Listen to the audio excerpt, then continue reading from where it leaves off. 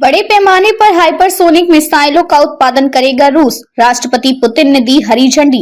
रूसी राष्ट्रपति Vladimir Putin ने शुक्रवार को ऑरिशनिक हाइपरसोनिक मिसाइल का बड़े पैमाने पर उत्पादन शुरू करने का आदेश दिया है। उन्होंने कहा कि रूस पर सुरक्षा खतरों की स्थिति और प्रकृति के आधार पर हम युद्ध स्थितियों सहित इन परीक्षणों को जारी रखेंगे। यूक्रेन ने शुक्रवार को कहा कि गुरुवार को हमले में इस्तेमाल की गई रूसी मिसाइलें 13,000 किलोमीटर प्रति घंटे की अधिकतम गति तक पहुंची थी। रूस और यूक्रेन के बीच युद्ध अब नए मोड़ ले रहा है।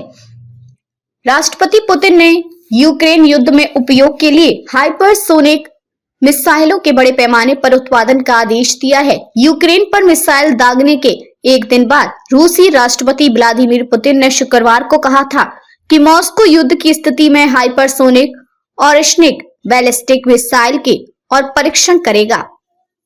हम युद्ध स्थितियों सहित इन परीक्षणों को जारी रखेंगे। पुतिन ने सैन्य प्रमुखों के साथ एक टेलीविजन बैठक में कहा कि रूस पर सुरक्षा खतरों की स्थिति और प्रकृति के आधार पर हम युद्ध स्थितियों सहित इन परीक्षणों को जारी रखेंगे। रूस ने लगभग 3 साल के संघर्ष में तैनात किए जा रहे हथियारों की एक बड़ी वृद्धि में गुरुवार तड़के यूक्रेन के शहर डनीप्रो पर नई पीढ़ी की मिसाइल दागी। क्रेमलिन के मुखिया ने ऐसी मिसाइल के परीक्षण को हरी झंडी है जिसमें मिसाइल 10 मैक की गति से उड़ती है, ध्वनि की गति से 10 गुना इसी तरह की मिसाइल के बड़े पैमाने पर उत्पादन के लिए कहा है। उन्होंने कहा कि रूस इसी तरह की उन्नत प्रणाली विकसित कर रहा है।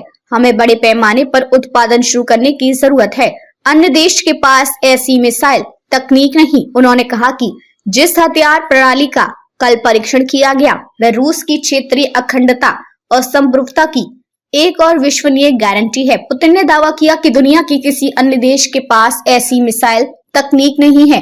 हालांकि उन्होंने स्वीकार किया कि अन्य राज्य जल्द ही इन्हें विकसित करेंगे। उन्होंने कहा कि यह कल होगा या 1-2 साल बाद, लेकिन हमारे पास अभी यह प्रणाली है। यह महत्वपूर्ण है। यूक्रेन ने शुक्रवार को कहा कि गुरुवार को हमले में इस्तेमाल की गई रूसी मिसाइल 13,000 किलोमीटर प्रति घंटे की अधिकतम गति तक पहुंची थी। इसे लक्ष्य तक पहुंचने में महज 15 मिनट लगा था। उसने पहली बार इस नए हथियार का आकलन सार्वजनिक किया। इधर रूस की ओर से नई बैलिस्टिक मिसाइलों की तैनाती के चलते युद्ध बढ़ने की आशंका गहरा गई है। इसके मद्देनजर यूक्रेन की संसद ने शुक्रवार को अपना सत्र रद्द कर दिया। यूक्रेनी सेना ने कहा कि रूस की ओर से 114 ड्रोन से हमला किया गया।